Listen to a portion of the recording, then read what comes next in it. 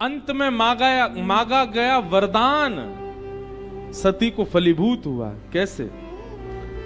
तेहि कारण हिम गिरि ग्रह जाई, तेहि कारण हिम गिरि ग्रह जाई, जनमी पार्वती तन पाई, जनमी पार्वती तन पाई।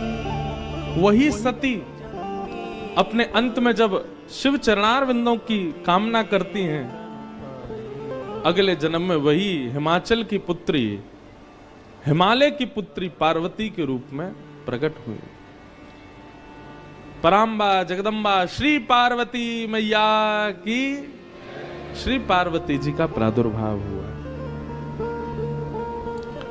जब ते उमा शैल ग्रह जाई, जब ते उमा शैल ग्रह जाई, सकल सिद्धि संपत्ति तह छाई, सकल सिद्धि संपत्ति तह छाई। जहाँ तहाँ मुनिन सुआश्रम कीन्हे, जहाँ तहाँ मुनिन सुआश्रम कीन्हे, उचित मास हिम भूदर दीने, उचित मास हिम भूदर दीने, उचित मास हिम भूदर दीने, उचित मास हिम भूदर दीने। जब ते उमा शैल ग्रह जाई, जब ते उमा शैल ग्रह जाई, सकल सिद्धि संपत्ति तह छाई, सकल सिद्धि संपत्ति तह छाई। बहुत विशेष बात, पार्वती जी के हिमालय में प्रकट होते ही हिमालय का स्वरूप बदलने लगा। हमारे घर में संतान के आने पर घर का व्यवहार, घर का स्वभाव, घर के जनों के मन की स्थिति से पता चलता है कि बालक कैसा है। घर में बालक उत्पन्न होते ही माता पिता के मन में होता है कि अब हम कहीं घूमने जाएं, कुछ ऊधम मचाएं, कुछ उपद्रव करें, या कुछ संसारी कामनाओं के प्रति रुचि बढ़ती है तो कहीं ना कहीं बालक संसारी ही है। लेकिन जिस बालक के उत्पन्न होते ही मन में भाव आए अब रामेश्वरम चलें, अब तो बद्रीनाथ चलें, थोड़ा वृंदावन होके आए, काशी विश्वनाथ प्रणाम करके आए, संत जनों को घर पर बुलाएं, घर बुला करके पधरामनी करवाएं, घर में सुंदरकांड का पाठ कराएं, रामचरितमानस कराएं, बालक के उत्पन्न होते ही ऐसी विचारधारा प्रकट होने लग जाए तो समझ जाना कि भगवत भक्त ही है, क्योंकि उसके आते ही सबकी विचारधाराएं परिवर्तित हो रही हैं। पार्वती जी के हिमालय में प्रकट होते ही, ये हिमालय जहां संतों का निवास अति बताया जाता है, हमें दिखता नहीं है पर हिमालय में लाखों संत रहते हैं, गिरी कंदरा में रह करके भजन कर रहे हैं। ये कब से प्रारंभ हुआ? जब से पार्वती जी का वहां प्रादुर्भाव हुआ। ऐसी योजनाएं बनने लगी कि वहां भोगी व्यक्ति रह ही नहीं सकता। हिमालय में भोगी व्यक्ति नहीं रह पाएगा, हिमालय में तो योगी ही रह सकता है। और इन योगियों को अपने योग साधना के लिए अनुकूल हिमालय कब से लगने लगा? जब से पार्वती जी का प्रादुर्भाव हुआ।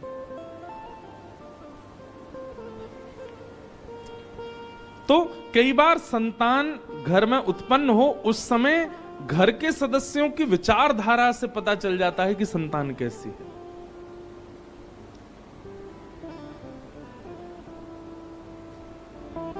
पार्वती जी का प्रादुर्भाव हुआ। आहा, सब जगह समाचार पहुंच गया पर्वतराज हिमालय की पुत्री ने जन्म लिया है। संत जन हिमालय पर जाकर के अपने अपने डेरा जमाने लगे, शुभ संकेत होने लगे, सब जगह भजन साधना आदि सब योग बल प्रारंभ होने लगा।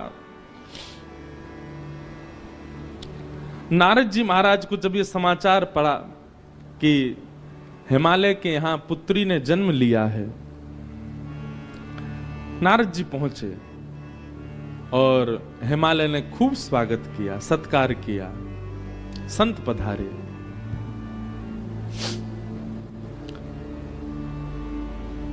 चरणों में प्रणाम करके अपनी कन्या को जैसे ही गोद में दिया,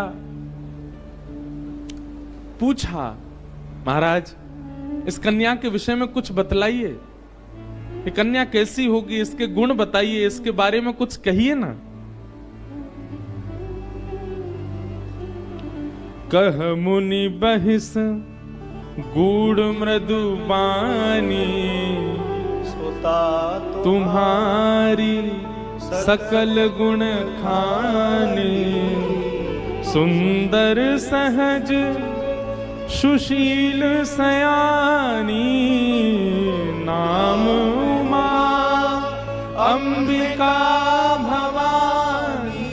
आपने महादेव के दर्शन किए यहाँ रामेश्वर भगवान के, और रामेश्वर भगवान के दर्शन करने के बाद आपने पार्वती जी का दर्शन किया।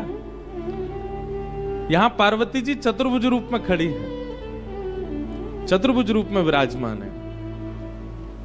हमारे एक पंडित जी बोले, नारायण भगवान यहां क्यों खड़े हैं? मैंने कि नारायण नहीं है, पार्वती जी हैं चतुर्भुज रूप में। यहां पर भी विवाह उत्सव। एक बार मुझे याद है, मैंने शायद पिताजी की कथा में आया था 2011 में, तब मैंने यहां कोई उत्सव दर्शन किया था। तब इतनी भीड़ नहीं थी यहां रामेश्वरम में, इतनी व्यवस्था भी नहीं थी और इतनी भीड़ भी नहीं थी।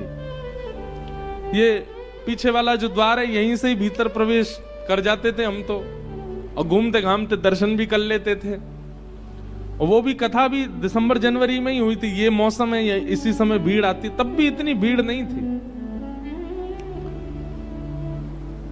तब हमने यहां पर पालकी में महादेव जाते हैं सज धज के, दुल्हा बन के, ऐसे कुछ देखा तो था, मुझे याद नहीं है वो क्या था। या ऐसा था कि रात्रि में शयन के लिए पार्वती जी के कक्ष के पास महादेव जाते हैं सज धज के पालकी में बैठ करके। पार्वती जी का दर्शन कितना मंगलमय है यहाँ पर भैया। ये पराम्बा है, जगदम्बा है। अब यहाँ पर गोस्वामी जी ने नाम दे दिया, नाम उमा अंबिका भवानी। ये भवानी है, पूरे विश्व की मैया हैं, इनको प्रणाम करो, वंदन करो। सब लक्षण संपन्न कुमारी, होई संतत पियहि प्यारी। आपकी इस लाली में सारे गुण हैं, सर्वगुण संपन्न है आपकी कन्या। और सबसे विशेष गुण पर प्रकाश डालते हुए नारद जी महाराज कहते हैं, आपकी जो ये लाली है ना, ये ब्याह के बाद अपने पति की अति प्रिय होगी। इनके जो पतिदेव होंगे वो इनसे बहुत प्रेम करने वाले होंगे, इसलिए आप बिल्कुल चिंतित मत होइए। आपकी लाली में सारे गुण ही गुण हैं। हिमालय महाराज बोले, आप तो गुणी गुण बताते जा रहे हो, कोई अवगुण नहीं है क्या? बंधु एक बात बहुत ध्यान से सुनो, सब लोग इधर देखो। पृथ्वी पर यदि आप जन्मे हो तो यह बात निश्चित है कि आपके अंदर अवगुण होगा ही होगा। चाहे वो कोई वक्ता हो, चाहे वो कोई मठाधीश हो, चाहे वो कितना भी बड़ा वेदज्ञ हो, चाहे वो कितना भी बड़ा नेता हो, चाहे कोई भी क्यों ना हो, इस संसार में यदि हम घूम रहे हैं, जन्म लेकर के विचरण कर रहे हैं, इस गुरुत्वाकर्षण में हम लोग चिपके हुए हैं, तो इसका मतलब ये निश्चित है कि हमारे अंदर अवगुण है। कोई सर्वगुण संपन्न नहीं है इस संसार में, सबके अंदर अवगुण होते हैं। गुण ज्यादा होते हैं तो स्वर्ग में रहा जाता है। अगर हम लोग अवगुण रहित हो जाएं, हमारे सारे अवगुण नष्ट हो जाएं, तो पृथ्वी का गुरुत्वाकर्षण हमको पकड़ नहीं पाएगा, हम उड़ने लगेंगे आकाश में।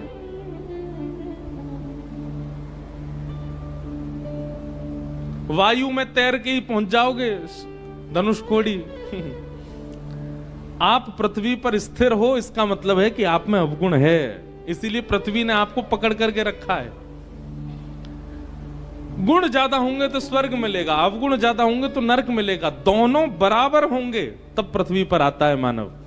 अब पृथ्वी पर आकर के कर्मानुसार या तो गुण बढ़ा ले या अवगुण बढ़ा ले, वो उसके हाथ में होता है। भगवान 50-50 करके भेजते हैं मानव को। हमारा रेशियो बढ़ता घटता रहता है, क्योंकि हम लोग धाम में बैठे हैं, तीर्थ में बैठे हैं, कथा सुनने के लिए स्पेशली छुट्टी लेकर के काम वाम छोड़ के आए हैं, तो ये बात निश्चित है कि हमारे अंदर गुण 50 से 55% होंगे। लेकिन इसका मतलब ये नहीं कि अवगुण बिल्कुल नहीं है, 45% अवगुण है हमारे भीतर, इसीलिए हम पृथ्वी पर हैं। अच्छा, एक बात आपको बड़ी विचित्र बताएं, हमारा उद्देश्य क्या है, लक्षण क्या है? हमको 100% गुण करने हैं क्या? नहीं। अगर गुण की मात्रा बहुत ज्यादा हो गई तो स्वर्ग मिलेगा, शिवलोक नहीं मिलेगा, रामलोक नहीं मिलेगा, कृष्णलोक नहीं मिलेगा। भागवत जी कहती हैं भगवत धाम की प्राप्ति के लिए तो शून्य होना पड़ेगा, गुण भी नहीं अवगुण भी नहीं, दोनों शून्य हो। आप कहोगे ये कैसे संभव होगा? स्वयं भगवान बताते हैं, असहाय की सहायता करके, परोपकार करके अपने पापों को कम करो।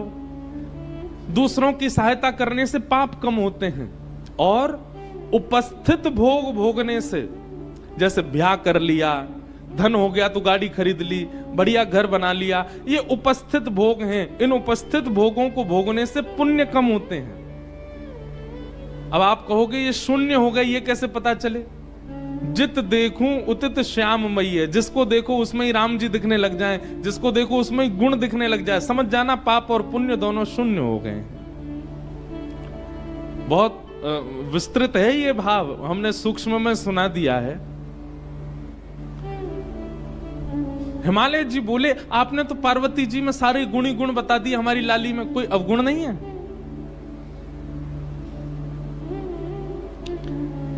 तब नारद जी महाराज कहते हैं, शैल सुलक्षण सुता तुम्हारी, सुनहु जे अब गुण दोई चारी। 2-4 अवगुण हैं, सुन लीजिए। बोले क्या?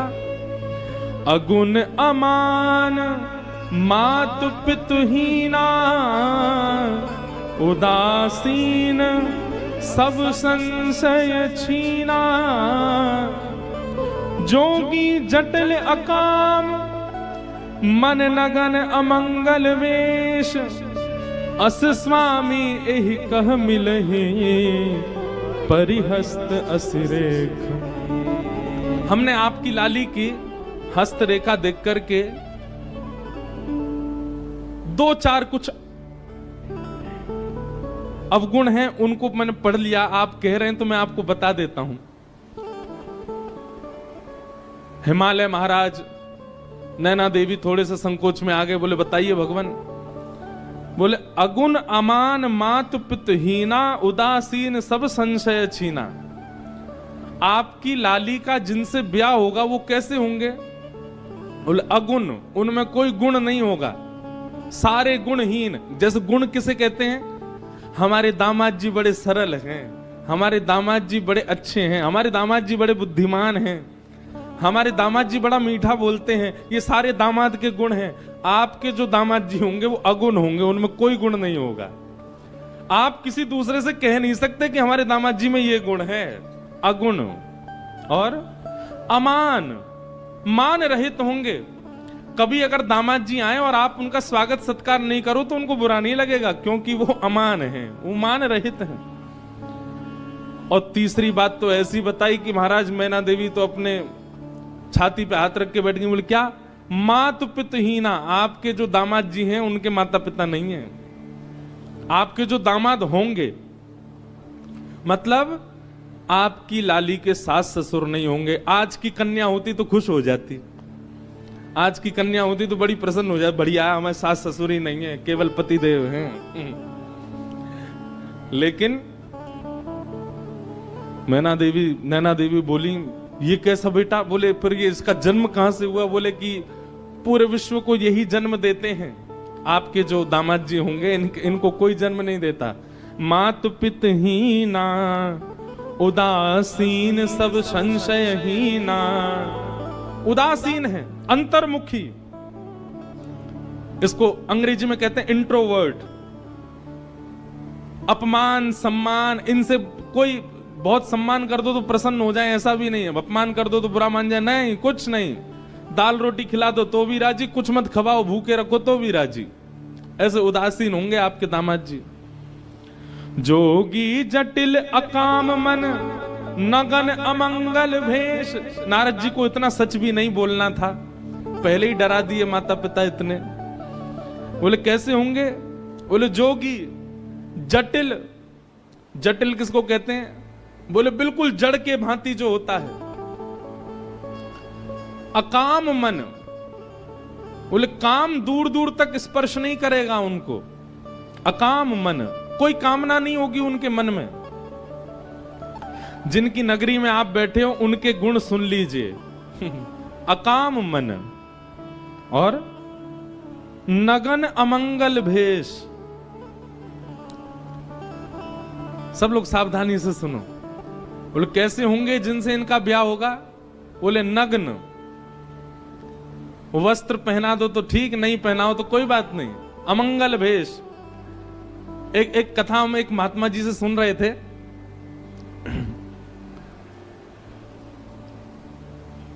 प्रभु श्री राम जब चित्रकूट पहुंचे तो चित्रकूट को देख करके राम जी को बहुत अच्छा लगने लगा। बोले बहुत बढ़िया जगह है। लक्ष्मण जी से कहा, लक्ष्मण जी तुम जाओ, जाकर के यहाँ कोई राजा हो या इस नगर के कोई स्वामी हो, उनसे एक बार परमिशन ले लो कि हम यहाँ रह लें, और अगर वो कह दें कि रह लो तो कैसे रहना है उसका कुछ नियम हो तो बता दें। लक्ष्मण जी महाराज चित्रकूट में विचरण करते करते जैसे ही गए, इतने में ही महादेव आ गए वहां पर। और महादेव एक जोगी के भेष में बैठे थे और दूर दूर तक तो कोई मानव दिखा नहीं। लक्ष्मण जी ने जैसे ही महादेव को देखा तो महादेव को देख करके उनको लगा, वो पहचान नहीं पाए कि महादेव हैं, उनको लगा कोई मानव दिखा तो। दूर से उन्होंने कहा, सीताराम, इस चित्रकूट नगरी में रहने के क्या नियम है, कृपा करके हमें बता दीजिए। तो वर्णन करते हैं कि महादेव अपनी जीभ निकाल करके और अपने गुप्तांगों को पकड़ करके नृत्य करने लगे, उछल उछल करके। लक्ष्मण जी देख करके भयभीत हो गए। बोले कि भैया जी कैसा व्यक्ति है? हमने तो इनसे पूछा कि यहाँ कोई नगर वासी हो तो बताओ, उसके बारे में कुछ बताओ। ये कैसे जीभ पकड़ करके और अमंगल स्थान का स्पर्श करके नृत्य कर रहे हैं हमारे सामने? लक्ष्मण जी को क्रोध तो आया कि थोड़ा हम कुछ लड़ाई झगड़ा कर लें, मारपीट करें, इस प्रकार से हमारा अपमान कर रहे हैं। पर उन्होंने सोचा कोई नहीं, राम जी से जाके एक बार बता दे। दौड़े दौड़े लक्ष्मण जी आए। बोले पूरे नगर में कोई तो मिला नहीं हमको, एक जोगी मिला। राम जी बोले अच्छा, तो जोगी ने क्या किया? बोले हमने उससे पूछा कि भैया ये नगर में कौन, यहाँ के राजा, यहाँ रहने का क्या नियम? वो तो अपनी जीभ पकड़ करके और ऐसे अपने गुप्त स्थान को पकड़ करके नृत्य करने लगे। राम जी जोर से हंसे। लक्ष्मण जी को हृदय से लगा के बोले, अरे तुमने साक्षात महादेव का दर्शन किया है। साक्षात महादेव है, उनके रूप को पहचानना बहुत मुश्किल है। बोले महादेव थे तो इस प्रकार से कौन नृत्य करता है? राम जी बोले, भैया तुम समझे नहीं, समझदार को इशारा काफी। वो इशारा करके बता रहे थे। उन्होंने कहा कि इस नगरी में यदि रहना है तो सबसे पहले जीभ पकड़ी। बोले वाणी वेगम, अपनी जीभ को वश में रखना, रसना को वश में रखना, ज्यादा बहुव्यंजन पाने की इच्छा मत रखना। जीभ पकड़ करके उन्होंने वह बताया। और दूसरी उन्होंने हमको आज्ञा की है कि भाई वनवासी बने हो, वन में रहने के लिए आए हो, तो अपने काम पर भी विजय प्राप्त कर लेना। इन दो चीजों पर विजय प्राप्त करके वन में रहा जा सकता है, ये संकेत किया है उन्होंने। लक्ष्मण तुम समझ नहीं पाए। लक्ष्मण जी तो बड़े भाव लोग, बताओ महादेव सामने आए, मैं उनको पहचान भी नहीं पाया। राम जी ने दूर से सुनकर के बता दिया कि वो महादेव हैं।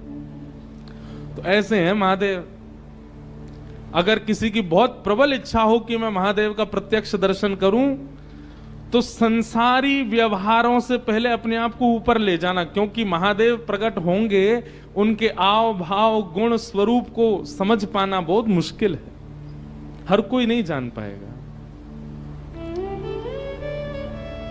नारद जी महाराज बोले, जोगी जटिल अकाम मन नगन अमंगल भेष, ऐसा भेष होगा आपके दामाद का। अस स्वामी एहि कह मिलहि परी हस्त अरि रेख, मैंने इनकी हस्त रेखा देख करके ये पहचान लिया है।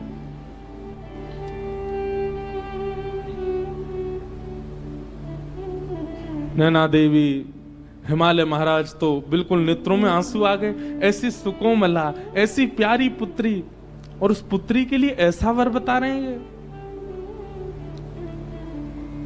नारद जी कुछ करिए ना, ये तो पूरा माता पिता को जीवन भर यही प्रतीक्षा रहती है कि हमारी बेटी कितनी भी सुंदर हो, कितनी भी योग्य बने, पर उसका दामाद, उसका जो पति हो वो बहुत सुंदर आवे, बहुत सहज आवे, उसके अनुकूल आवे। आप कैसा बता रहे हैं, हमको तो बड़ी घबराहट हो रही है मन में। तब नारद जी महाराज बोले, इसका एक उपाय हो सकता है। क्या?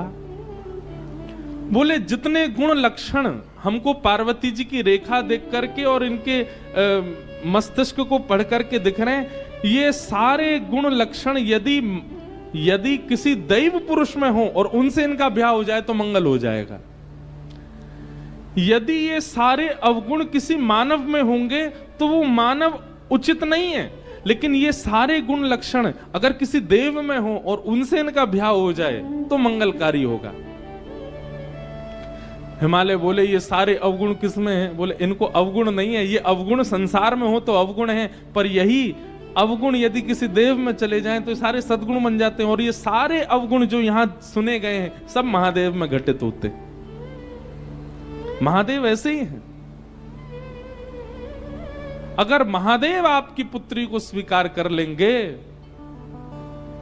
तो इनकी हस्तरेखा और इनकी जन्म कुंडली भी सत्य हो जाएगी, और देव भी नहीं, महादेव प्राप्त हो जाएंगे। लेकिन उसके लिए आपकी पुत्री को तप करना पड़ेगा। महादेव की प्राप्ति ऐसे नहीं हो जाएगी। जे जे वर के दोष बखाने, ते सब शिव पही में अनुमाने। जो विवाह संकर्षण हो, दोष गुण सम कह सबको। हमने जितनी बात बताई है, अगर ये किसी मानव में होंगे तो सारे दोष हैं, पर अगर ये शिव में घटित हों और उनसे इनका ब्याह हो जाए तो सारे अब सद्गुण हो जाएंगे, सद्गुण हो जाएंगे। शंभु सहज समरथ भगवाना, एह विवाह सब विधि कल्याणा। अगर शंभु से आपकी पुत्री का ब्याह हो जाए तो इनका कल्याण हो जाएगा।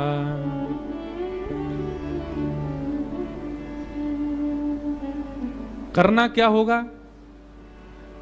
जो तप करें कुमारी तुम्हारी, जो तप करे कुमारी तुम्हारी, जो तप करे कुमारी तुम्हारी, जो तप करे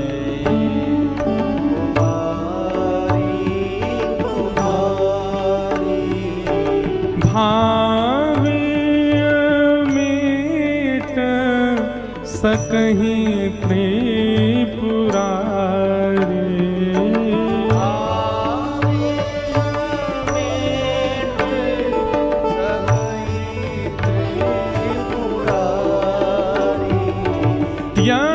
यद्यपि वर अनेक जग माही, यद्यपि वर अनेक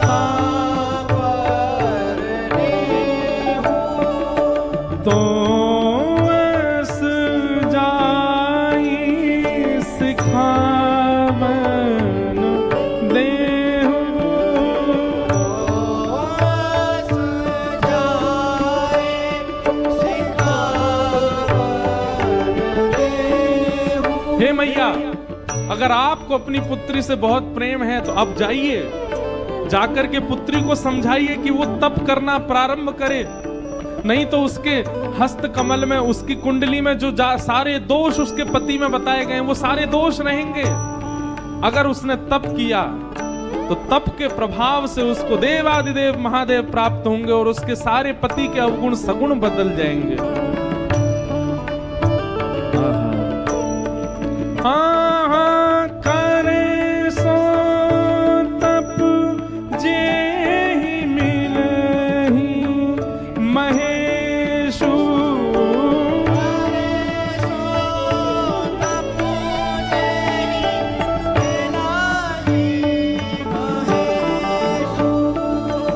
आने उपाय न मिटहि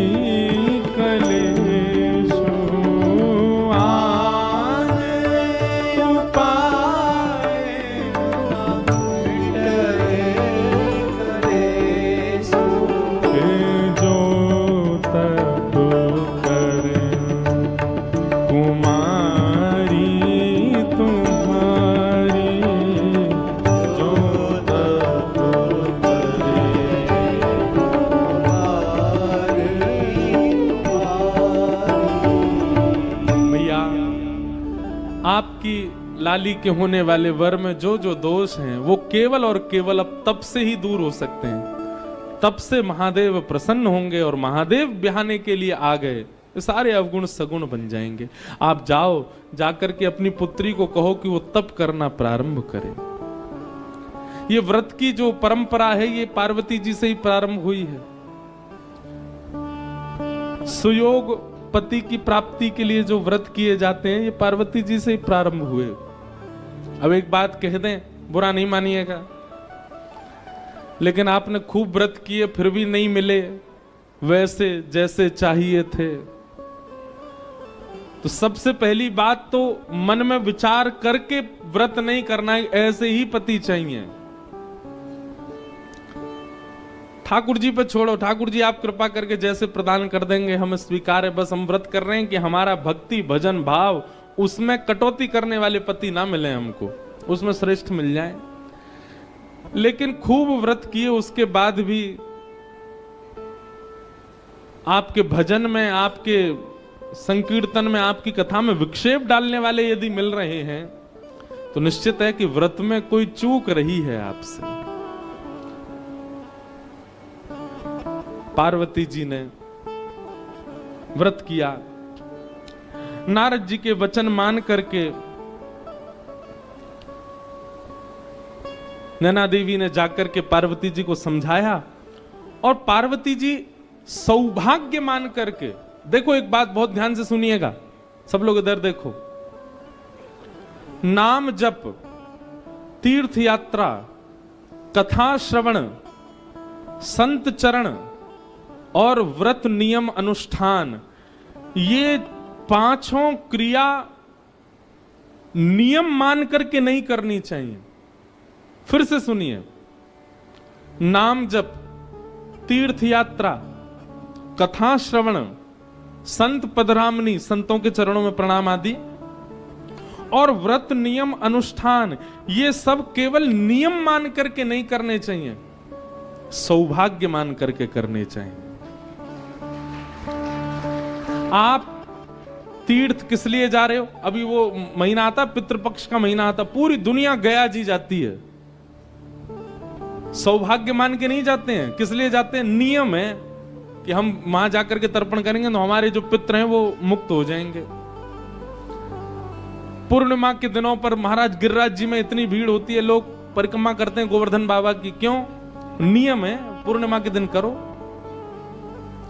भाई दूज के दिन जमुना जी में स्नान करते हैं, क्यों? नियम है, बहन भैया हाथ पकड़ के स्नान करेंगे तो यम द्वितीया के दिन स्नान करते हैं तो उससे बहन भैया का प्रेम बढ़ता है। नियम मान करके तीर्थ यात्रा नहीं करनी चाहिए, सौभाग्य मान करके। उतनी प्रसन्नता, उतना उत्साह चित्त में होना चाहिए, अरे हम रामेश्वरम जा रहे हैं, जाकर के महादेव का दर्शन करेंगे, समुद्र में स्नान करेंगे, धनुष कोड़ी का दर्शन करेंगे, सीता कुंड का दर्शन करेंगे, आदि आदि सब भाव दर्शन करेंगे। ये सौभाग्य मान करके जाना चाहिए। दूसरा, नाम जप भी नियम नहीं, बस फेर रहे हैं, गुरुजी कह के गए 12 माला रोज करनी है, 18 माला रोज करनी है, और महाराज घिसे जा रहे हैं जल्दी पूरी हो फिर आगे काम के लिए जा। नहीं, नियम मान के नहीं, सौभाग्य मान करके करो। तीसरा, कथा श्रवण। अब क्या बताएं, हमको हमारे रिश्तेदार कथा करा रहे हैं, सुनने तो जाना पड़ेगा हमको, नियम मान के नहीं। सौभाग्य, हमारा सौभाग्य है, हम रामेश्वरम में कथा सुनने के लिए जा रहे हैं। संतों के चरणों में प्रणाम। अब भगवा वेशधारी हैं, जटाधारी हैं, उर्दपुंड लगा रखा है, इनको प्रणाम करना ही पड़ेगा? नहीं, सौभाग्य मान करके। हमारा सौभाग्य कि ऐसे महापुरुष को हम प्रणाम कर पाए। और ठीक वैसा ही व्रत, नियम, अनुष्ठान, इनमें भी नियम प्रधान नहीं, सौभाग्य प्रधान। जैसे लोग एकादशी का या प्रदोष का या सोमवार का व्रत करते हैं, तो उसमें यह नहीं होना चाहिए आज रविवार है जितना हो सके खा लो, कल तो सोमवार है भूखा रहना पड़ेगा हमको।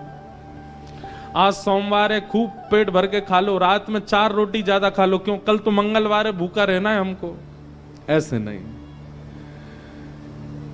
जिस दिन आपका व्रत है उस दिन आपको अत्यंत सौभाग्य, अत्यंत प्रसन्नता लगनी चाहिए कि मेरा सौभाग्य कि मैं एकादशी करता हूं, मैं सोमवार के व्रत करता हूं। सौभाग्य मान करके यदि आप व्रत नियम अनुष्ठान करेंगे वो व्रत फलेगा, और केवल नियम मान करके उसको करेंगे उसका कोई लाभ नहीं होगा। मेरे सामने रोटी मत खाओ, मेरा व्रत है, आपकी रोटी देख के मेरा मन कर रहा है खाने का, ये काय बात का व्रत फिर आपका?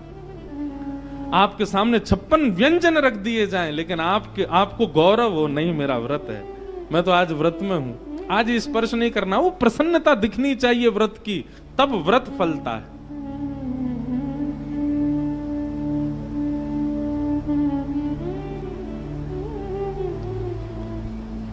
और जैसा तप बता करके गए, उर्धरि उमा प्राणपति चरणा, जाई विपिन लगी तप करना। पार्वती जी अपने हृदय में श्री महादेव का चिंतन करके निकल पड़ी हैं तप करने के लिए।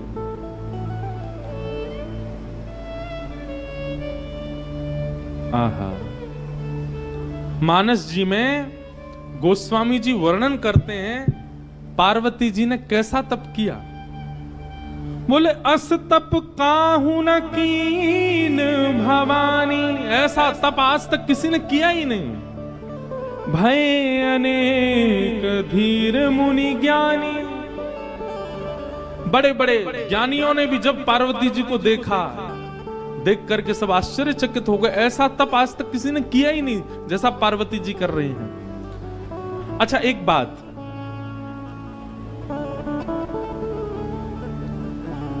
अब व्यवस्था में तप करना, जैसे कि पार्वती जी अत्यंत रूपवान हैं, पार्वती जी के पिता अत्यंत संपन्न हैं, जन्म से ही लाड़ प्यार और सब प्रकार की अनुकूल परिस्थितियां पार्वती जी ने देखी हैं, और उसके बाद में इस प्रकार का तप कर रही हैं, ये आश्चर्य की बात है। और जिस व्यक्ति ने बचपन से ही कुछ देखा ही नहीं, बिल्कुल अभाव ही देखा, वो तप कर ले तो कोई बड़ी बात नहीं, उसने बचपन से ही तप किया है। लेकिन पार्वती जी, उन्होंने तो जीवन में अभाव देखा ही नहीं है, और आज वे जाकर के तप कर रही हैं, तो उनका तप अति विलक्षण है। आहा,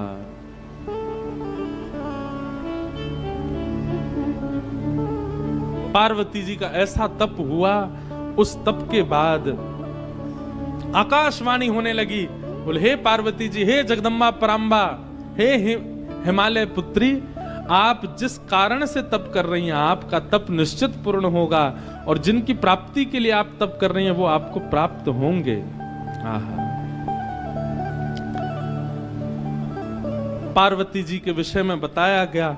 और अब यहां महादेव की स्थिति सती जी के जाने के बाद की बता रहे हैं। जब ते सती जाई तनु त्यागा, तब ते शिव मन भयउ विरागा। एक तो महादेव पहले से ही वैराग्य रूप में रहते हैं, लेकिन सती के प्राण त्यागने के बाद अब महादेव और बीतराग हो गए और वैराग्य में आ गए। जपहि सदा रघुनायक नामा, जहां तहां सुनहि राम गुण ग्रामा। राम जी का स्मरण करते हैं और जहां भी कथा होती है महादेव बिन बुलाए पहुंच जाते हैं और पूरी कथा श्रवण करते हैं, केवल राम राम राम चिंतन करते हैं। ऐसे बीतराग, ऐसे वैराग्य में महादेव जाते चले गए। ऐसे ही चलते चलते चलते बहुत समय निकल गया। बंधुओं, गोस्वामी जी महाराज आगे जो वर्णन कर रहे हैं उस भाव को पढ़कर के एक मन में भाव आता है। हम भजन की श्रेष्ठता किसमें मानते हैं? हम भजन की श्रेष्ठता मानते हैं कि हमारे भजन से हम जिसका भजन कर रहे हैं वो प्रकट हो जाए। हम इसी को भजन की श्रेष्ठता मानते हैं। राम जी का इतना स्मरण किया, इतना ध्यान किया महादेव ने। प्रगटे राम कृतज्ञ कृपाला, प्रगटे राम कृतज्ञ कृपाला। कैसा रूप? रूपशील निधि तेज विशाला, रूपशील निधि तेज विशाला। बहु प्रकार शंकरी सराहा, बहु प्रकार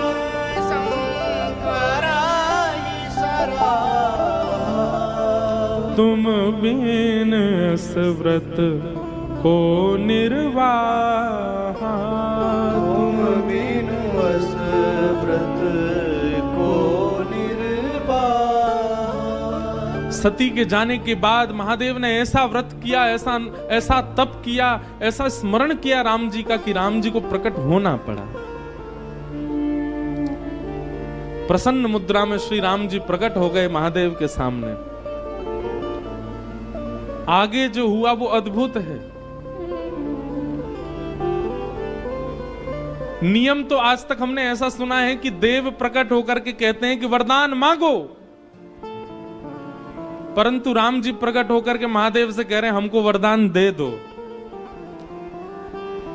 महादेव की प्रतिज्ञा से, महादेव के तप से राम जी प्रकट हो गए और प्रकट होकर के राम जी महादेव से बोले हम आपसे बहुत प्रसन्न हैं, आपके भजन से बहुत प्रसन्न हैं, अब हम आपसे कुछ मांगना चाहते हैं। ये तो उल्टा ही हो गया। भजन उसको श्रेष्ठ मानो कि आराध्य प्रकट होके कहे कि हमको कुछ दे दो। अब बिनती मम सुनहु शिव, जो मो पर निज नेह, जाई विवाहु शैल जहि, यह मोहि मांगो दे।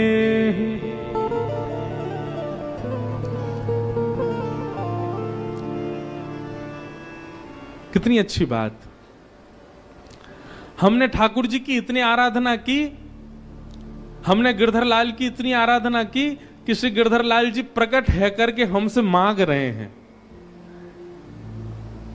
परब्रह्म देने के लिए संसार को आते हैं, पर जब प्रेम से कोई पुकारता है तो परब्रह्म देने नहीं आते, मांगने आते हैं। कुछ मांगो। राम जी मांग रहे हैं, हे शंकर जी आपने इतनी तपस्या की, मैं बहुत प्रसन्न हूं, अब मुझे कुछ दे दीजिए। शंकर जी हंसने लगे, बोले क्या आपको क्या दूं, आपके पास तो सब कुछ है। बोले बस हम कुछ मांगना चाह रहे हैं, वो हमको दे दीजिए। बोले क्या चाहिए? बोले जाई विवाहु शैलजा, हिमाचल की पुत्री, हिमालय की पुत्री पार्वती जी से आप जाकर के विवाह करो। बस यही वरदान हमको दे दीजिए कि हम इन नेत्रों से आपका विवाह देखना चाहते हैं, आप जाकर के विवाह कीजिए। शंकर जी जैसे ही राम जी के वचन सुने, वचन सुनकर के शंकर जी ने कोई दूसरा विचार मन में आया नहीं। मात पिता गुरु प्रभु की वाणी, विनहि विचार करिए शुभ जानी। गोस्वामी जी कहते हैं माता पिता गुरु की आज्ञा का पालन करना एक बात है, पर माता पिता गुरु की आज्ञा को शुभ जान करके पालन करना ये विशेष बात है। पिताजी कह रहे हैं ऐसा करो, मां कह रही है ऐसा करो, गुरु कह रहे हैं ऐसा करो, अब उनने कहा है करना तो पड़ेगा। वो आपको भार नहीं लगना चाहिए कि माता पिता ने कहा मुझे करना पड़ेगा। यहां पर एक शब्द जोड़ दिया गया, शुभ जानी। मां यदि कह दे ऐसा करो तो उसमें अपना शुभ ही जानिए कि नहीं ऐसा करूंगा तो ही मेरा शुभ होगा। पिता ने ऐसा कहा, वो करने में आपका ये भाव होना चाहिए मेरा शुभ ही होगा, और उस क्रिया को कर दीजिए। कई बालक हमारे पास आते हैं, वो आके कहते हैं हमने पिता की आज्ञा मानी और आज पिता की आज्ञा मानने का ये परिणाम कि हम पीछे रह गए, हम ये नहीं कर पाए, हम वो नहीं कर पाए। शास्त्र कहते हैं कि माता पिता की आज्ञा मानो, हमने तो मानी थी पर हम तो पीछे रह गए, हम तो कुछ कर ही नहीं पाए। इसीलिए गोस्वामी जी ने एक शब्द जोड़ दिया, मात पिता गुरु प्रभु की वाणी, मानिए पर कैसे, बिना ही विचार, उस पर विचार नहीं होना चाहिए। करिए शुभ जाने, उसको शुभ जान करके करो।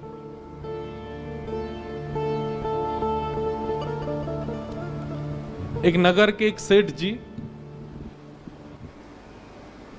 बहुत धनवान संपन्न, सबसे बड़े सेठ थे एक नगर के। एक दिन अपने पुत्र को डांट रहे थे, बोले इतना बड़ा होता जा रहा है, तेरे को धन कमाना नहीं आता, धंधा करना नहीं आता, व्यापार करना नहीं आता। अरे बुद्धिमान व्यक्ति होता है, शुद्धि व्यक्ति होता है तो मरे हुए चूहे से भी धन कमा लेगा, और तेरे लिए सब कुछ बना के खड़ा कर दिया, अब भी तू इसका व्यापक नहीं कर पा रहा, इसको और विस्तृत नहीं कर पा रहा। तभी सेठ जी के घर में काम करने वाली एक उनका बेटा भी वहीं खड़ा था। सेठ जी की बात सुन रहा था। सेठ जी कह रहे थे, बोले विवेकी व्यक्ति मरे हुए चूहे से भी धन कमा लेगा। काम करने वाली के पुत्र ने मन में विचार किया, इतने बड़े नगर के सेठ, इतने धन कमाने वाले सेठ जी कह रहे हैं मरे हुए चूहे से धन कमाया जा सकता है, तो जरूर इनकी बात में सत्यता होगी। उस बालक ने क्या किया, संकेत ही कर रहे थे, मरा हुआ चूहा कहीं पड़ा था। उस बालक ने वो चूहा उठा लिया, दासी के पुत्र ने, और उस पर विचार नहीं किया कि इससे पैसा कैसे कमाना है। सेठ जी ने कहा इससे पैसा मिलेगा तो मिलेगा, और लेकर के चूहा वो चलने लगा। हम आपको ये बात बताना चाह रहे हैं कि बड़े जनों की बात पर अगर आप बिना विचार किए केवल विश्वास कर लेते हैं तो उसका परिणाम क्या होता है। दासी पुत्र चूहा लेकर के आगे जाने लगा। इतने में आगे से एक और सेठ जी आ रहे थे, उनकी बेटी साथ में थी। बेटी की गोद में बिल्ली लगी थी, और बिल्ली जो है वो खोंचा मार रही थी, भूख लग रही थी उसको। बेटी ने अपने पिता से कहा, मेरी बिल्ली बहुत भूखी है, देखो अब जल्दी घर पहुंचना है पिताजी, ये बहुत खोंचा मार रही है मुझे। तभी देखा सामने से एक छोटा सा बालक हाथ में मरा हुआ चूहा लेके आ रहा है। तो उन सेठ जी ने बालक को रोका, बोले सुनो, हम तुमको 10 रुपया देंगे, तुम ये मरा हुआ चूहा दे दो, हमारी बेटी की बिल्ली भूखी है। और जेब से 10 रुपया निकाल के बालक को दे दिए, मरा हुआ चूहा बिल्ली खा गई। बालक समझ गया, बोले सेठ जी ने कहा था, और उनके कहने से देखो मरे हुए चूहे से मैंने 10 रुपए कमा लिए। आगे कथा बहुत बड़ी है ये, कि फिर उस बालक ने 10 रुपए से कुछ लकड़ियां खरीद ली। उन लकड़ियों की जरूरत किसी यज्ञाचार्य को थी, उसको जाकर के बेच दी, वहां से 100 रुपया कमा लिए। उसने और लकड़ी खरीद ली, लकड़ी का पूरा एक भंडार बना लिया, जिन जिन को आवश्यकता होती बेचने लग गया। एक दिन उन्हीं सेठ जी के माता जी की मृत्यु हो गई, उनके अंतिम संस्कार के लिए लकड़ी चाहिए थी, पर इतनी वर्षा हो रही थी कि कहीं सूखी लकड़ी मिली नहीं।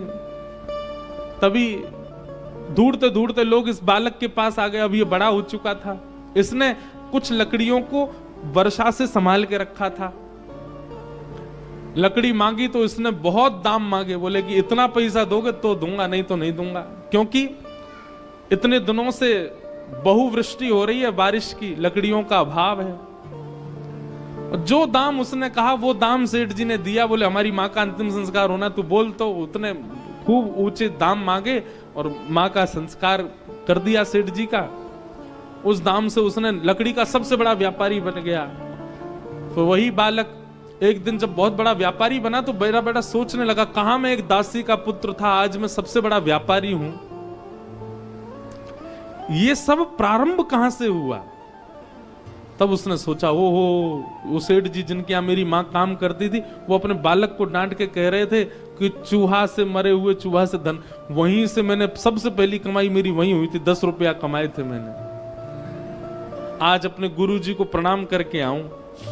और बालक सोने का चूहा बना करके ले गया, छोटा सा, और सेठ जी के पास गया, उनके चरणों में रख करके बोला, जय हो मेरे गुरुदेव, आपके एक वचन का मैंने बिना विचार किए पालन किया, विश्वास करके पालन किया, आज मैं पूरे विश्व का, नगर का राजा बन गया हूं आपकी कृपा से। कहने को एक कथा है, पंचतंत्र की कथा है, छोटे बच्चों को पढ़ाने वाली कथा है, पर इसमें बहुत विशेष बात। हम व्यासपीठ पे बैठ के, रामेश्वरम तीर्थ में बैठ करके कह रहे हैं, वैसे तो यहाँ बच्चों की संख्या कम है, पर हमको सुनने वाले बच्चे ऑनलाइन बहुत ज्यादा हैं, उनसे हम कहना चाह रहे हैं, गोस्वामी जी की इस बात को देखिए।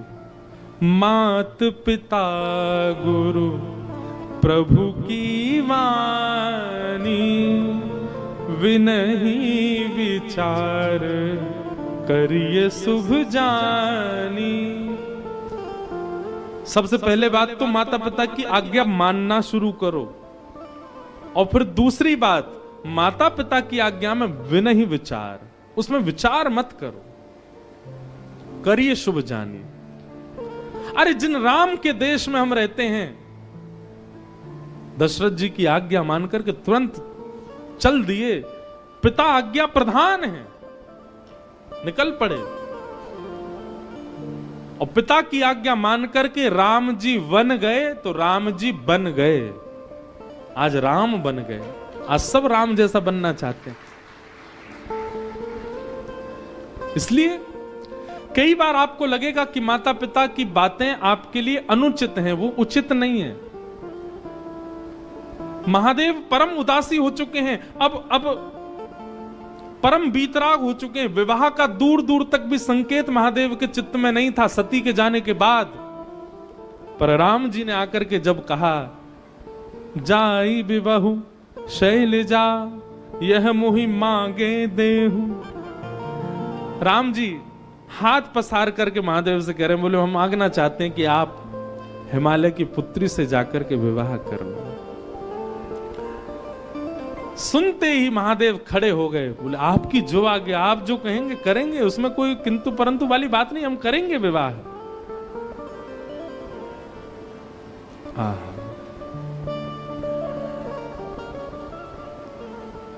राम जी की पावन छवि को अपने हृदय में विराजमान करके राम जी की आज्ञा मानने को स्वीकार हो गए महादेव। सप्त ऋषियों को बुलाया, और सप्त ऋषियों को बुला करके कहा कि राम जी ने एक कन्या ढूंढी है हमारे लिए, हिमालय की पुत्री है, आप जाकर के उसकी प्रेम की परीक्षा लेकर के आओ, कैसी है। सप्त ऋषियों को भेजा।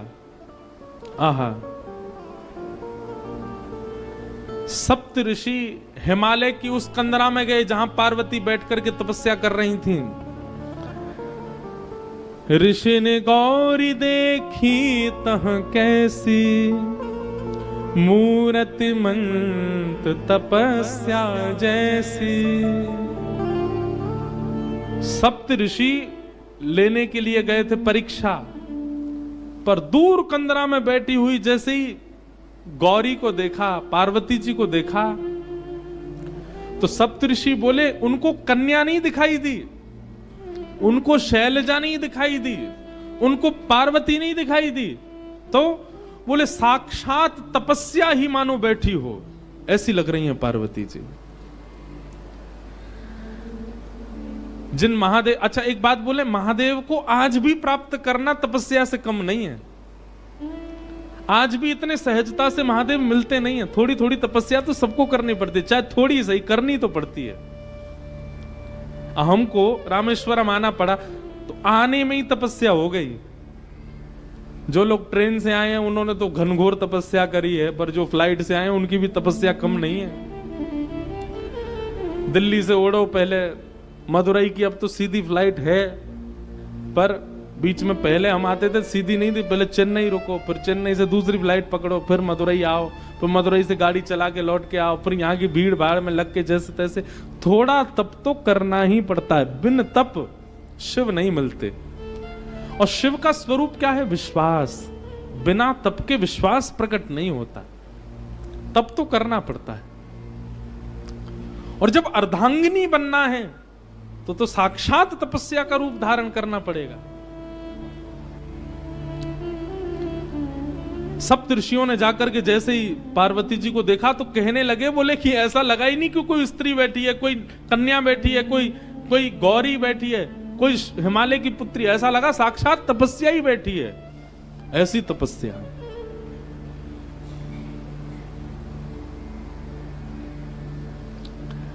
सप्त ऋषियों ने पहले तो देख करके आनंदित हो गए, लेकिन कहा कि महादेव की आज्ञा है,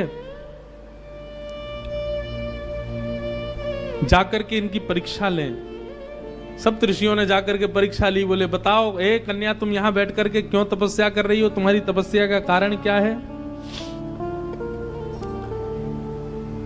पार्वती जी कह रही हैं,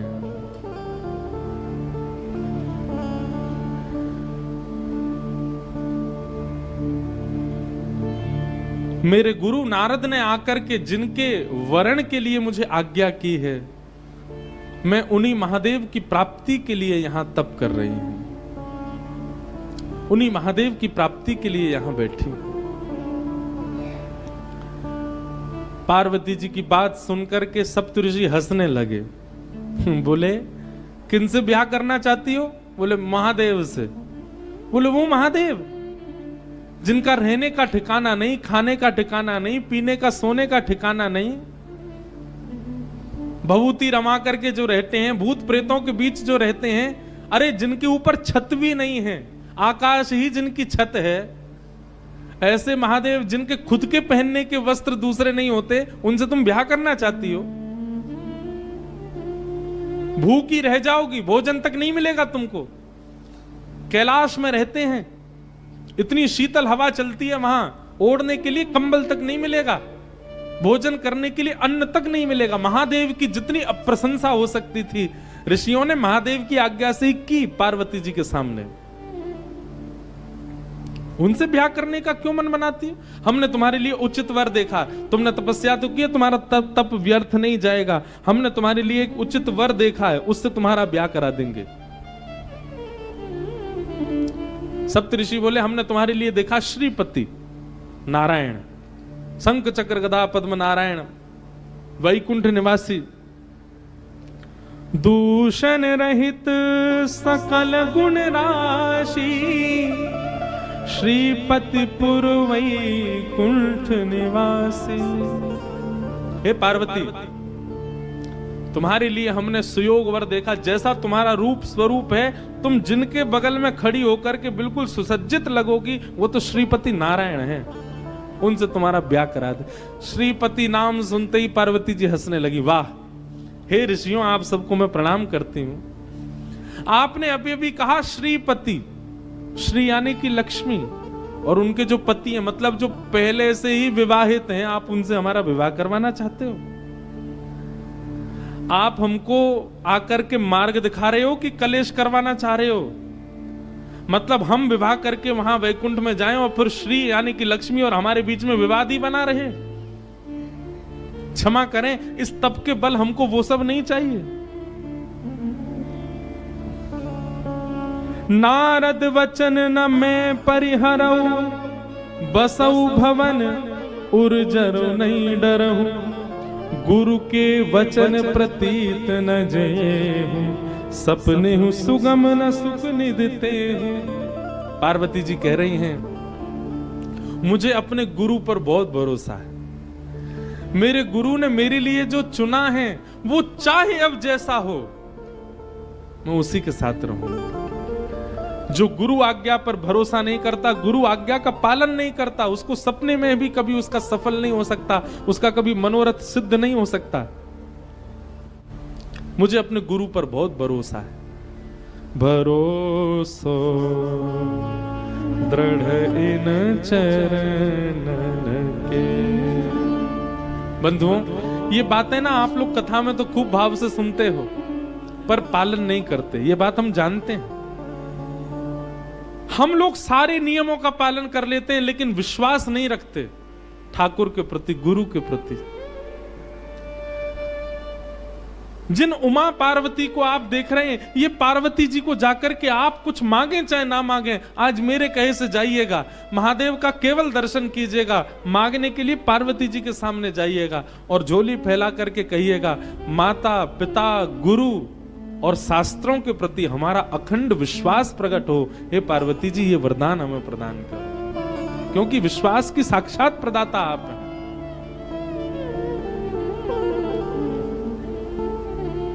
आजकल की माता जी होती तो अब तक सप्त ऋषियों की बात सुनकर के श्रीपति से ब्याह कर लिया।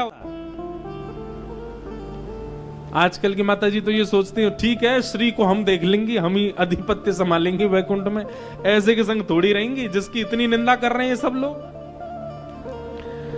अरे कहां तक कहें, पार्वती जी ने पहले तो गुरु विश्वास को अटल दिखाया कि मेरे गुरु के प्रति भरोसा है, वो जैसे भी चुन के लाएंगे मैं उनसे ब्याह करने को तैयार हूं।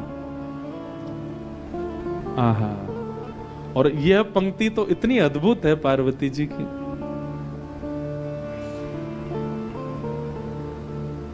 जन्म कोटि लगी रगर हमारी, जन्म कोटि लगी रगर हमारी, वरऊ शंभु नत रहूं कुवारी, वरऊ शंभु नत रहूं कुवारी, जन्म कोटि लगे रगर हमारी, जन्म कोटि लगे रगर हमारी। पार्वती जी कह रही है कि अब मैंने ये हट कर लिया है और इस जन्म नहीं, कोटि जन्मों तक मेरा यही हट रहेगा।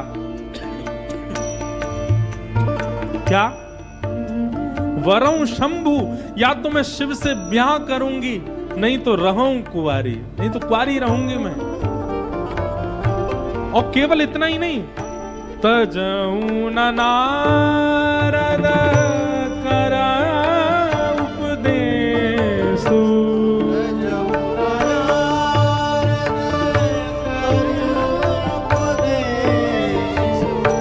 तजऊ न नारद कर उपदेशु,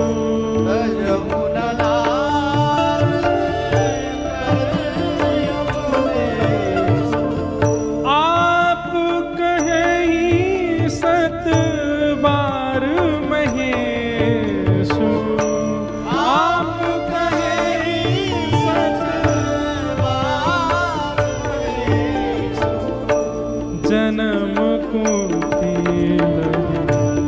रगर हमारी, जन्म कोटि लगे रगर हमारी। ये पंक्ति गाते हुए मुझे भागवत जी के रास पंचाध्याय का स्मरण होता है। रास पंचाध्याय के प्रणय गीत में गोपियां भी यही कहती हैं ठाकुर जी से, क्या? अब भले ही आप हमें स्वीकार ना करो पर हम तो अब जन्म जन्म आपकी रहेंगी। पार्वती जी कह रही हैं कि अब ये मेरा हट है कि या तो मैं शिव से ब्याह करूंगी नहीं तो कुंवारी रहूंगी। नारद जी की बात को मैं काट नहीं सकती, वे कह करके गए हैं तो मैं उनकी बात का मान रखूंगी और शिव से ब्याह करूंगी। और यद्यपि अभी सप्तऋषि आए हैं, इसके बाद यदि स्वयं महादेव भी आकर के मेरे सामने कह दें कि मैं तुम्हारा वरण नहीं कर सकता, मैं उनकी बात भी नहीं मानूंगी। वो भले ही मुझे स्वीकार ना करें, पर मैं मन से केवल उन्हीं की रहूंगी।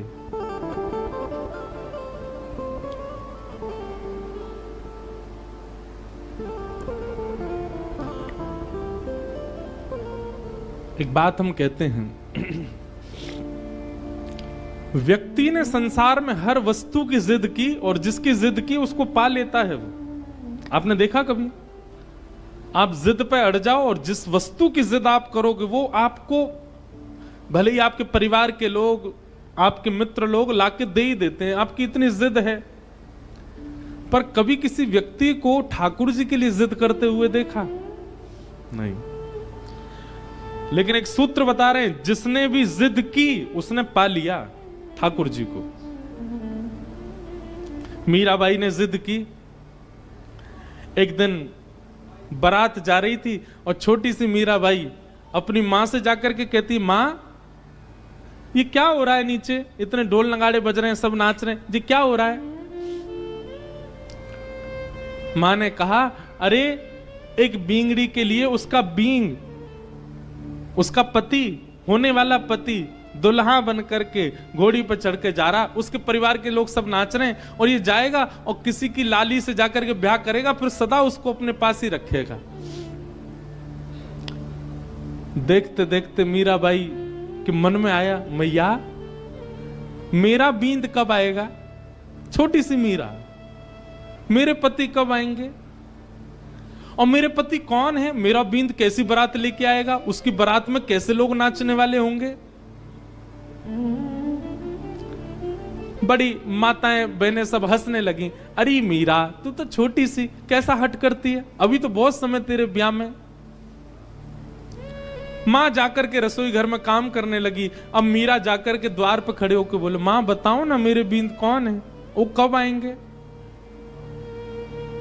मां कुछ और काम करने चली जाए, मीरा पीछे पीछे, मां बताती क्यों नहीं, मेरे बींद कौन है, उनका स्वरूप कैसा होगा, वो कब आएंगे मुझको लेने? कक्ष में बैठ करके कपड़े सवार रही हैं मां। मीरा आकर के रोने लग गई, बोले आप बताती क्यों नहीं हो, मेरे बींद कौन है? देखो ना, आपके भी बींद हैं पिताजी, बड़ी मासा के भी बींद हैं बड़े पिताजी, छोटी मासा के भी बींद हैं, सबके बींद हैं, मैं बिना बींद के क्यों, मैं बिना दुल्हे के क्यों, मेरा दुल्हा कौन है? इतनी जिद की, इतनी जिद की। एक दिन मां ने अपना पीछा छुड़ाने के लिए, मीरा बेटी बेटी वो बताओ ना मेरे बींद कौन है। तभी मां ने देखा मीरा के कक्ष में वो खेलती हैं ठाकुर जी के रूप के साथ, ठाकुर जी का रूप विराजन, वो बैठे तेरे बींद, यही है तेरे बींद, यही आएंगे घोड़ी पे बैठ के और यही तेरे को लेके जाएंगे अपने साथ। मीरा ने जैसे ही देखा गिरधर लाल को, मां की बात थी तो पीछा छुड़ाने के लिए, पर मीरा को इतना विश्वास हो गया मां की बात पर, मीरा को अब वो कोई और दिखे ही नहीं, उनके प्रति कोई और भाव आया ही नहीं। जो पहली बार बारात देख करके, उस बींद को देख करके लगा था ये किसी से वरण करने दुल्हा जा रहा है, वैसी भावना उनको ठाकुर जी को देख करके आने लगी। ये भी आएंगे, घोड़ी पर बैठ के आएंगे, खूब सारे बाराती होंगे। और भैया संसार के दुल्हा जब जाते हैं तो संसारी बाराती जाते हैं। अब जब मेरे दुल्हा ही गिरधर गोपाल हैं तो इनकी बारात में तो शंकर जी आएंगे, नारद जी आएंगे, इंद्र आएंगे, ब्रह्मा जी आएंगे, देवताओं की बारात आएगी। ये सारे ख्वाब मीराबाई बनाने लगी। अब वे जब भी गिरधर को देखती हैं, ये भाव रखती नहीं है कि ये पाषाण है, ये मूर्ति है, ये भगवान है, मेरे बींद हैं।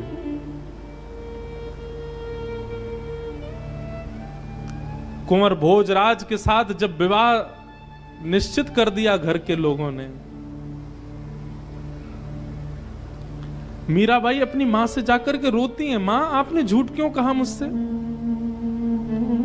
आप तो पहले मुझे बता चुकी हैं कि मेरे बीन मेरे पति तो वो हैं, और ये आप किसी अन्य राजकुमार, मेवाड़ के राजकुमार को सामने बैठा करके हमारा भाव करवा रही हैं।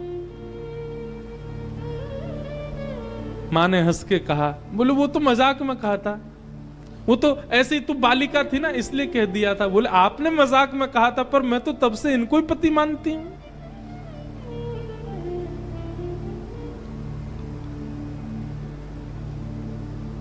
मीराबाई ने भोजराज से इस बात को स्पष्ट कर दिया विवाह से पहले ही, क्षमा करिएगा पर परिवार के लोग कह तो नहीं कि मैं आपसे विवाह करूं, पर मेरा विवाह हो चुका है गिरधर गोपाल के साथ, और हठ पूर्वक राजवंश की कन्या हूं। मेरा विवाह यदि आपसे करा भी दिया गया तो एक पत्नी जो क्रिया पति के लिए करती है, भोजन बनाना, उसका ध्यान रखना, उसके साथ रहना, उसके वंश का वर्धन करना, ये सब मैं नहीं कर पाऊंगी। मैं इस योग्य नहीं हूं, मैं इस लायक नहीं हूं, मैं आपको पहले ही बता रही हूं, ताकि आप ही मना कर दीजिए कि मुझसे आपका ब्याह हो।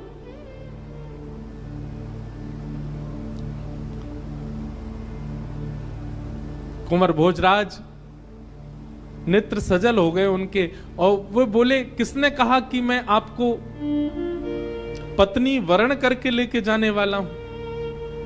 ये तो संसार को दिखेगा कि मैं आपसे ब्याह करूंगा, आप उन्हें पत्नी मान करके लेके जाऊंगा, पर वास्तव में तो हमारे मेवाड़ में राजा खूब हैं, शत्रु खूब हैं, कोई भक्त नहीं है, इसलिए एक भक्त को ले जाने के लिए आया हूं। और भले उसके लिए बहाना विवाह ही क्यों ना बने, हमारे मेवाड़ की भूमि धन्य हो जाएगी यदि आप मेरी पत्नी बनकर के चलेंगी। एक भक्त का पदार्पण मेवाड़ में हो जाएगा तो मुझे निश्चित है भक्त आएंगे तो ठाकुर को आना पड़ेगा। मैं इसलिए आपसे विवाह कर रहा हूं। मेरे विवाह के पीछे और कोई कारण, मीरा चरित्र बहुत अद्भुत है बंधु, अब मैं उसमें चला गया तो फिर मैं मीरा जी के बारे में ही बोलता रहूंगा। और वो हुआ, मीराबाई मेवाड़ की भूमि पर गई, इसीलिए हमारे श्री गोवर्धन नाथ, हमारे श्रीनाथ जी ब्रज छोड़ करके मेवाड़ चले गए, नाथद्वार में विराज गए। नाथद्वारा में इस बार गिरधर लाल जी का उत्सव है, वहां पर किसके लिए गए? क्योंकि मीराबाई घूमी है मेवाड़ में, वो चरण पधरा के आ चुकी हैं मेवाड़ में, इसलिए गए ठाकुर जी। अजब कुमारी के लिए गए मेवाड़। मीराबाई का जब ब्याह होना था ना, अगले दिन ब्याह होना है, रात्रि में ही मीराबाई ठाकुर जी को हृदय से लगा के सो रही हैं, रो रही हैं। मैं आत्मा से तो आपकी हो चुकी हूं, पर मेरे तन का विवाह माता पिता कहीं और कर रहे हैं।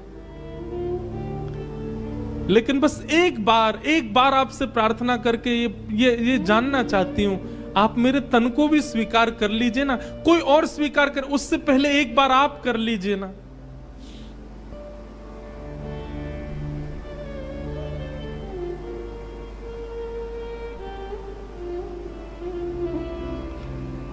प्रातःकाल जिस दिन विवाह मीराबाई का होना था, मां ने जैसे ही जाकर के मीरा के कक्ष को खोल करके देखा, मीराबाई 16 श्रृंगार करे सोई हुई हैं, मांग में सिंदूर भरा हुआ है, हाथ सारे नवीन प्रकार के हल्दियों से, मेहंदियों से, कुमकुम से रचे हुए हैं। एक ऐसी सुगंधी आ रही है मीराबाई के तन में से, जिस सुगंधी को आज तक बड़े बड़े राजाओं ने भी कभी सूंघा नहीं था। ऐसा श्रृंगार मीराबाई का कि थोड़ी देर के लिए तो मां भी देखती रह गई मीरा को। और मीराबाई के विवाह का जोड़ा जो उनको पहनना था, वो तो यथावत दूर कहीं रखा था। वह जोड़ा भी ऐसा था कि मेड़ता और मेवाड़ में आज तक किसी राजकन्या ने ऐसा जोड़ा नहीं पहना था। लेकिन उस जोड़े को भी लज्जित करने वाला जोड़ा मीराबाई ने पहले ही पहन रखा है और पहन करके लेटी हुई है।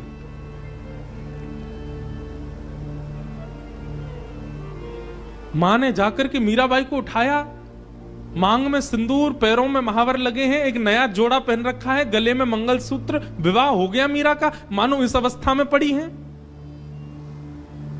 जैसे ही होश में आई, उठी मीराबाई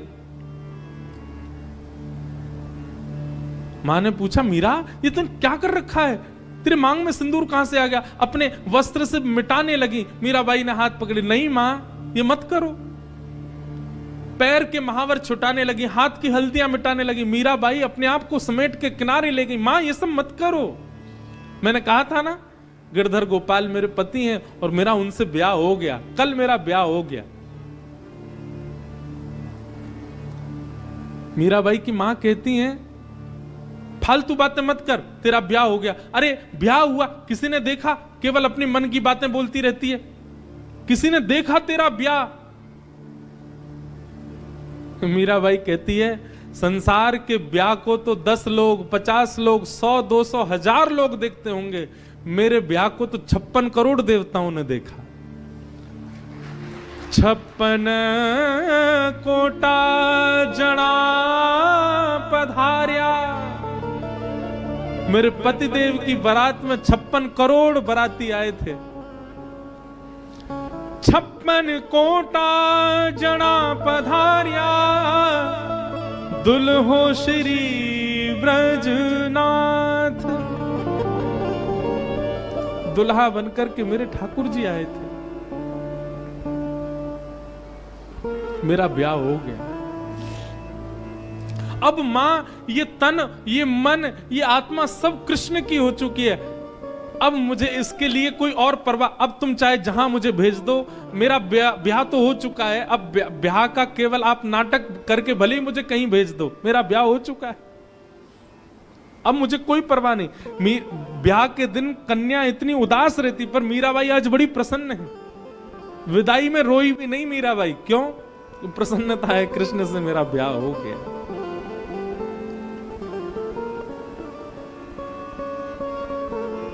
कहने का अभिप्राय क्या? संसार ने संसार के लोगों ने संसार की जिद की, और जिसकी जिद की वो मिल जाता है उनको। हट करने पर जिस वस्तु के प्रति हट किया गया वो प्राप्त हो जाता है।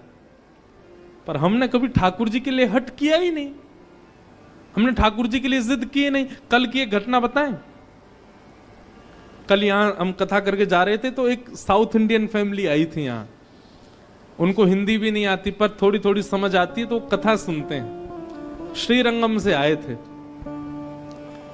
तो वो बोले कि हम गोदाम्बा जी की माला लाए हैं लाल जी के लिए, आप कृपा करके हमें बुला लो। मैंने कहा आप आ जाओ। हम स्वाध्याय में और भ्रमण में इतने व्यस्त हैं कि हम किसी से मिल नहीं पा रहे हैं। तो हमने उनको बुलाया। उन्होंने आकर के एक ऐसी बात बताई, बोले महाराज जी हमको जब पता चला कि आप रामेश्वरम आ रहे हैं तो हमने विचार किया कि हम जाएंगे मिलने, पर हमारे पतिदेव का इतना कठिन काम आ गया कि निकलना असंभव था। असंभव, नहीं निकल सकते। बोले जब असंभव हो गया निकलना तो मैंने मनी मन लाल जी से कहा कि हे लाल जी, हमें लगता आपको हमसे मिलना नहीं है, इसलिए आप हमको बुला नहीं रहे हैं। जैसे हमारे यहाँ राधा रानी है, वैसे दक्षिण में रामानुज संप्रदाय में श्री गोदाम्बा जी हैं। गोदाम्बा जी को श्री जी का ही स्वरूप माना जाता है। उनका और ठाकुर जी का यहाँ नित्य विहार की कई चर्चाएं होती हैं। अभी समय भी नहीं है, नहीं तो मैं सुनाता कई भाव। तो बोले हमने वहीं बैठे बैठे आपके लाल जी को एक प्रलोभन दिया। मैंने क्या दिया? बोले हमने कहा हे लाल जी, यदि आपने हमको बुला लिया तो हम अंडाल यानी कि श्री रंगनाथ भगवान के समीप विराजने वाली गोदाम्बा जी की गले की पहनी हुई माला आपके लिए लेकर के आएंगे। मतलब किशोरी जी की गले की माला लेके आएंगे आपको पहनाने के लिए। आप कैसे भी हमको बुला लो। बोले महाराज जी हम रात में आपके लाल जी का चिंतन करके ये कह के सोए हैं कि हे लाल जी, अगर आपने हमें बुला लिया तो हम गोदाम्बा जी की गले की माला आपके लिए लेके आएंगे। बोले सुबह जब हम उठे नित्य क्रम में लगे थे तो हमारे पतिदेव का फोन बजा, और जिस कार्य के लिए हम रुक रहे थे वो कार्य जनवरी के लिए स्थगित हो गया, आगे बढ़ गया। और बोले पतिदेव हमारे इतने पर, बोले देखो लाल जी ने तुम्हारी सुन ली, हमारा कार्य 1 महीना टल गया, अब हम जा सकते हैं रामेश्वरम। बोले हम तुरंत मंदिर गए, गोदाम्बा जी की माला लिए और माला लेकर के आए। हमने कहा पहना दो लाल जी को, और फिर गिरधर लाल जी ने वो माला स्वीकार की। ऐसे ठाकुर जी कोई हट करे तो सही, कोई जिद करे तो सही ठाकुर जी से, ठाकुर जी करेंगे उसके लिए क्रिया। पार्वती जी क्या कह रही हैं? जन्म कोटि लगी रगर हमारी, क्या वरऊं शंभु न तरहूं कुआरी। ये हमारी जिद है, या तो हम महादेव से ब्याह करेंगे, नहीं तो कुआरी रहेंगी। और स्वयं महादेव भी आकर के अगर मुझसे कह दें कि वे मेरा वरण नहीं करेंगे, मैं उनकी बात भी नहीं मानूंगी, मैं तब भी उन्हीं को ही पति रूप में मांगूंगी।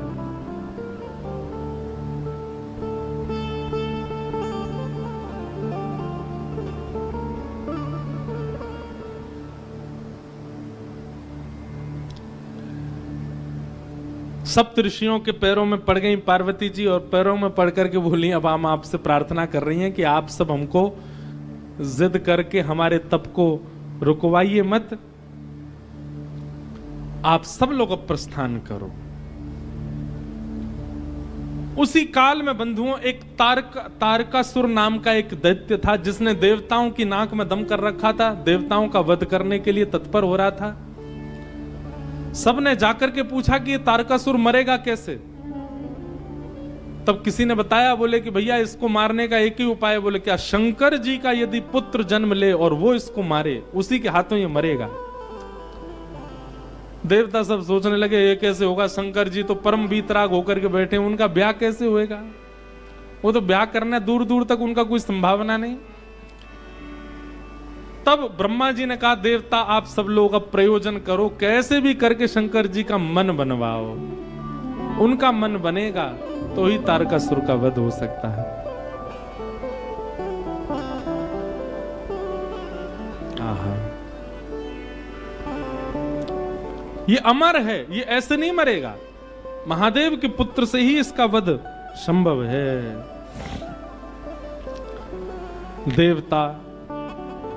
देवताओं के पास एक ही उपाय है किसी का भी तप नष्ट करवाने के लिए। कौन? कामदेव।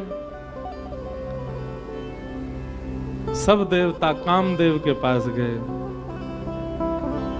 पठहु काम जाई शिव पाहि, करे छुब शंकर मनु माहि।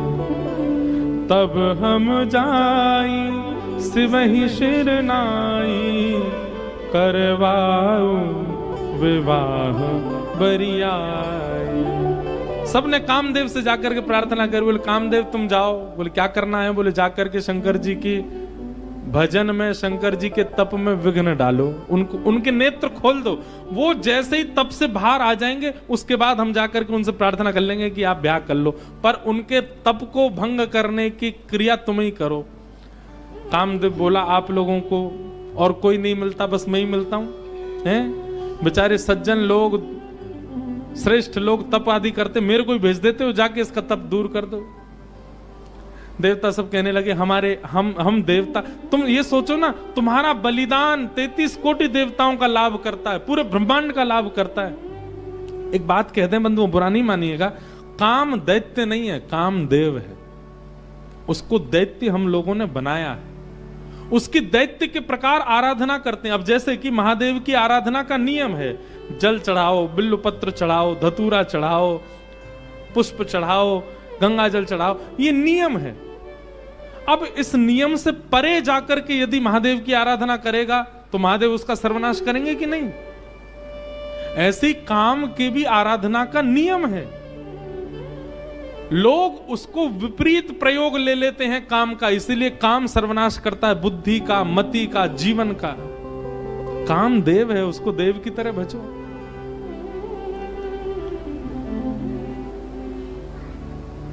सब देवताओं ने जाकर के कहा हे कामदेव तुम जाओ और जाकर के महादेव के तप को भंग करो। कामदेव बोले आप लोगों का कार्य सिद्ध होगा तो मैं चला जाता हूं। आहा, कामदेव और जगह तो बड़े सूक्ष्म रूप में जाता है, परंतु जब पता चला कि हमारे यजमान ही महादेव हैं तो प्रचंड रूप धारण करके गया। और प्रचंड रूप कैसा धारण किया? सबके हृदय मदन अभिलाषा, लता निहारी न वही तरु शाखा, नदी उमगी अम्बधु कहु धाई, संगम करहि तालाब तलाई। अरे महाराज,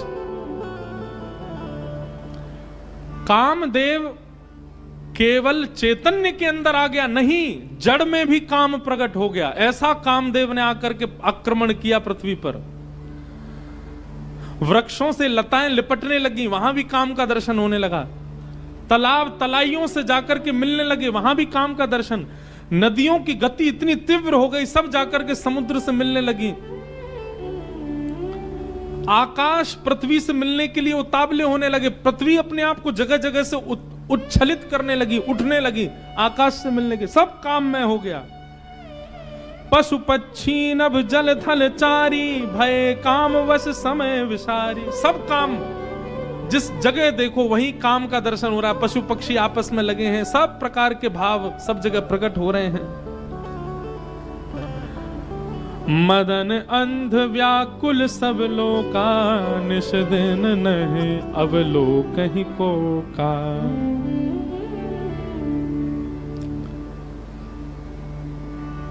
पुरुषों को अपने अलावा पूरी सृष्टि स्त्री में लगने लग गई, और स्त्रियों को अपने अलावा पूरा विश्व पुरुष में लगने लगा। और काम की ज्यादा व्याख्या करनी नहीं है, पर बस हम ये इसलिए कर रहे हैं, जिन महादेव को आप दर्शन करते हो ऐसी स्थिति में भी डगमगाए नहीं, अपने ध्यान में बैठे रहे।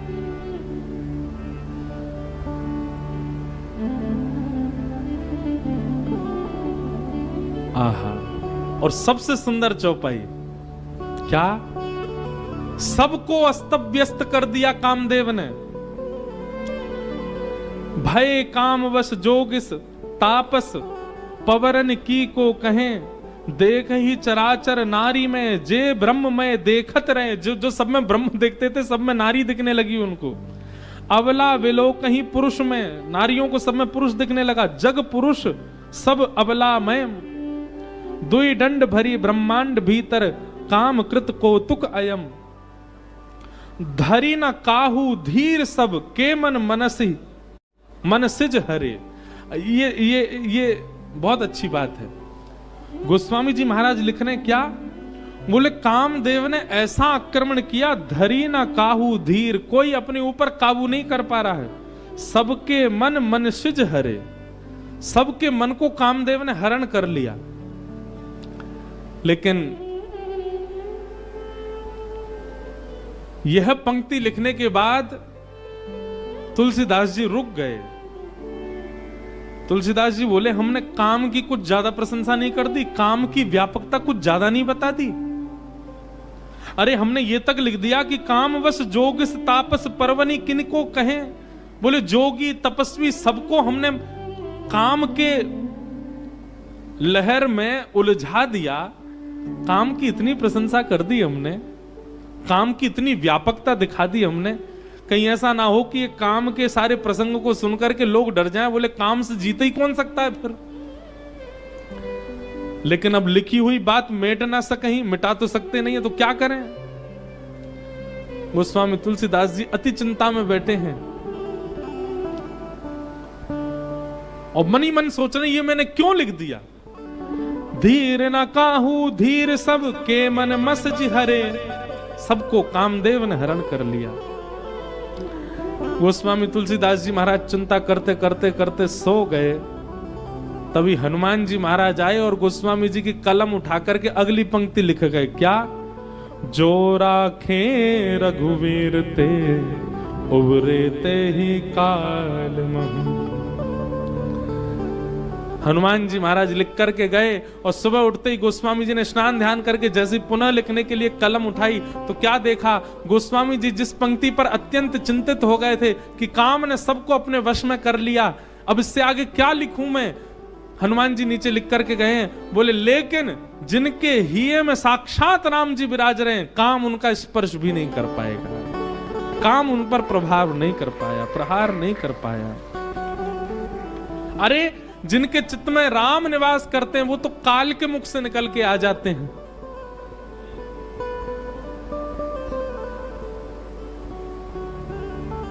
काम कैसे आक्रमण करे?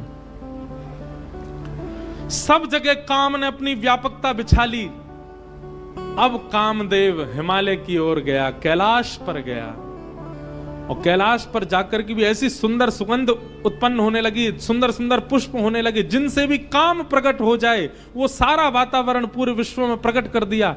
ऐसा प्रचंड काम प्रकट हुआ, लाखों वर्षों से तप कर रहे जोगी तपी भी अपने आप पर काबू नहीं कर पा रहे हैं।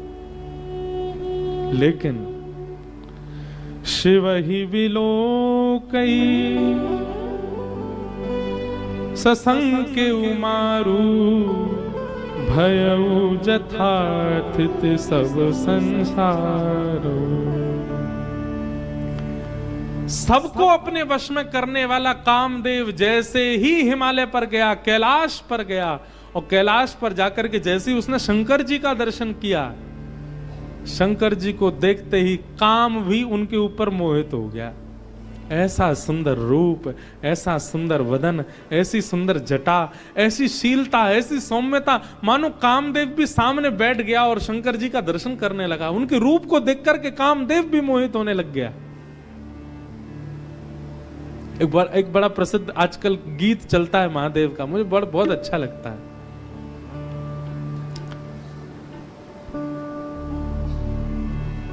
तेरे कैलाशों का अंत न पाया, तेरे कैलाशों का अंत न पाया, अंत बेअंत तेरी माया।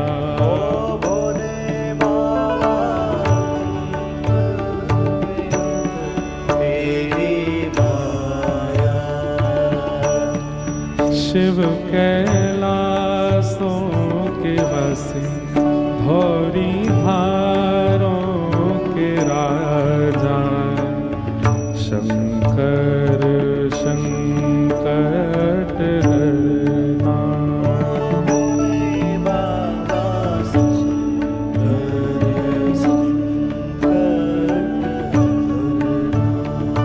ओ शिव कैलाश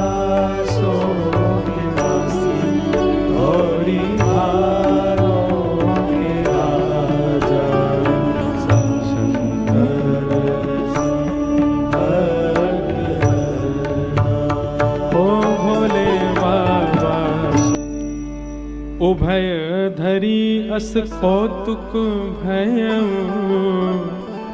जो लगे काम शंभु पै गयउ। सबको अपने वश में कर लिया कामदेव ने, लेकिन महादेव के रूप को देख करके कामदेव स्थिर हो गया। तभी मानो देवताओं ने जाकर के चेता, ए कामदेव तू काम करने गया है वहां पर कि तू खुद ही समाधि में बैठने गया है? जा उनके नेत्र खुलवा कैसे भी। कामदेव बोला मैंने सारे प्रयास कर लिए हैं, सब देखो पूरा विश्व काम में हो गया, पर इन पर कोई प्रभाव ही नहीं हो रहा है। तब कामदेव ने दूर देखा एक आम का वृक्ष, उस पर चढ़ गया और एक पुष्प का बाण लेकर के कामदेव ने वहीं से महादेव का संधान किया। अब कामदेव को पता था कि अब मेरी मृत्यु निश्चित है, क्योंकि जब मेरे सारे बाणों से कोई काम नहीं बना, अब मैं इनको हठ पूर्वक उठाऊंगा और इनकी तप अग्नि निकलेगी, उसमें मेरा मरना निश्चित है। पर कामदेव भी सोच रहा है इनके द्वारा मेरी मृत्यु हो तो मैं भी सफल हो जाऊं। कामदेव ने वृक्ष पर चढ़कर के पुष्प का बाण जैसे ही महादेव के वक्ष पर मारा, वक्ष पर जाकर के बाण जैसे ही लगा तो ध्यान थोड़ा सा भंग हुआ, भ्रकुटी थोड़ी सी जुड़ गई। अनेक वर्षों से समाधि में बैठे हुए महादेव के नेत्र खुले, लाल ताम्र वर्ण के नेत्र हैं। राम स्मरण में बैठे थे, राम जी का ध्यान कर रहे, महादेव के नेत्र खुले। अगल बगल देखा किसने किया ये, तो तभी वृक्ष के ऊपर बैठे कामदेव को जैसे ही देखा, रुद्र ही देखी मदन भय माना, दुराधर्ष दुर्गम भगवाना। और सुमन चाप निज सर संधाने, अतिरीश तकी शवन लगताने। तब शिव तीसर नयन उघारा, चितवत काम भयउ जरि छारा। जैसे ही कामदेव को देखा, तीसरा नेत्र खुल गया महादेव का, और तीसरा नेत्र खुलते ही अग्नि प्रज्वलित हो गई, कामदेव जल करके वहीं भस्म हो गया। बोलो रामेश्वर भगवान की जय। कामदेव जल करके नष्ट हो गया, हाहाकार मच गया। देवता बोले हमने तो नेत्र खुलवाने भेजा था, ये तो कामदेव का बदई हो गया। ब्रह्मा जी बोले कोई बात नहीं, आंख तो खुल गई, अब संभाल लेंगे। रति ने जाकर के, कामदेव की पत्नी ने जाकर के प्रणाम करके कहा, भगवान आपने मेरे पति को क्यों मारा? वो तो देवताओं के कार्य की सिद्धि के लिए आया था।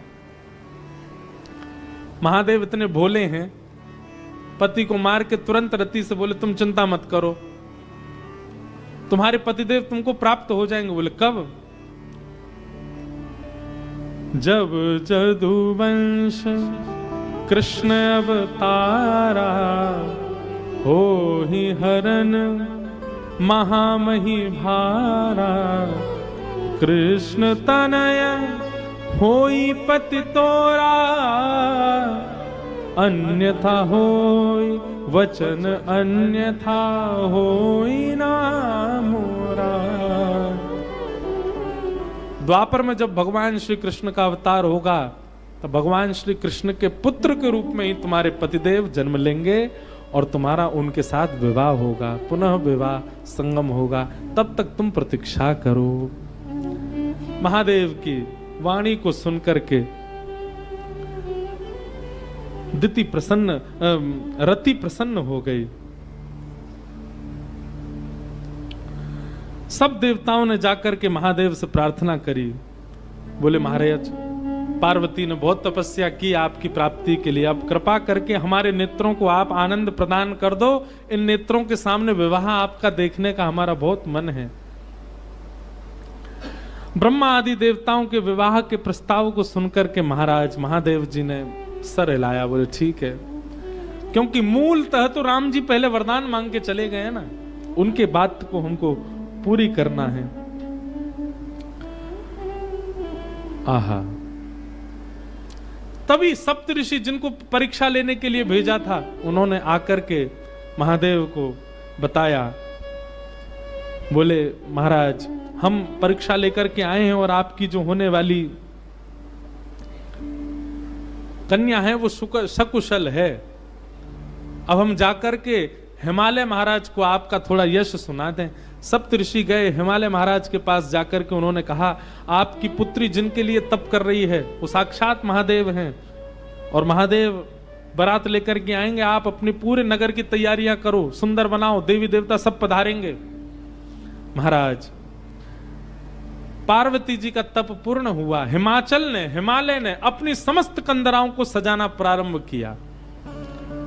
हमारे ब्रज के एक महाराज जी कह रहे थे, आज भी हिमालय का दर्शन करके लोग उसके प्रति आकर्षित हो जाते हैं, इतना सुंदर हिमालय लगता है। वे कहते हैं, बोले हिमालय को सजाया हिमालय ने तभी था जब भगवान शिव की बारात गई वहां। ये आजकल जिस हिमालय का दर्शन हम करते हैं ये तो उतराई है, मतलब घर सजाने के बाद जब थोड़ा थोड़ा सजावट जो है वो धीमी पड़ जाती है, फीकी पड़ जाती है, तब का हिमालय हमको दिख रहा है। जब महादेव बारात लेकर के गए थे तब का हिमालय तो हम देख ही नहीं पाते, इतना सुंदर।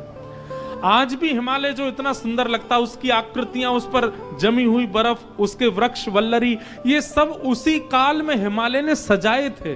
क्यों? महादेव की बारात आ रही है। सोचो कैसा सजा है पूरा हिमालय। आहा, पत्रि सप्तऋषि सोही दीन्ही, गही पद विनय हिमाचल कीनी। सप्तऋषियों ने जाकर के हिमालय को कहा कि आप तैयारी शुरू करो, महादेव बारात लेकर के आएंगे। सभी देवताओं को निमंत्रित कर दिया। ब्रह्मा जी ने बोले सब लोग चलो, महादेव बारात लेकर के जाएंगे। महादेव की बारात जानी है। बारात के पद हमारे अनुज जी जेब में रख के बैठे हैं, पता नहीं देंगे कि नहीं। इनसे कही तो दिए एक आध पद दो तो हम गा दें कुछ। इनका मन नहीं है कि आज भी ब्याह हो, इसलिए दे ही नहीं रहे। तब से 3 बार हमने देख लिया। लिखलाए हो कुछ? वाह,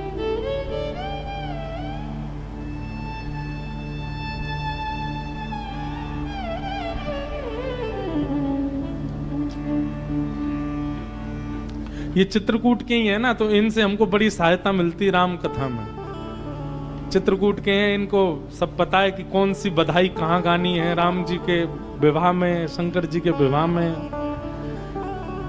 तो वैसे ही 2 दिन विलंब से ब्याह चल रहा है। जो परसों होना था वो आज हो रहा है।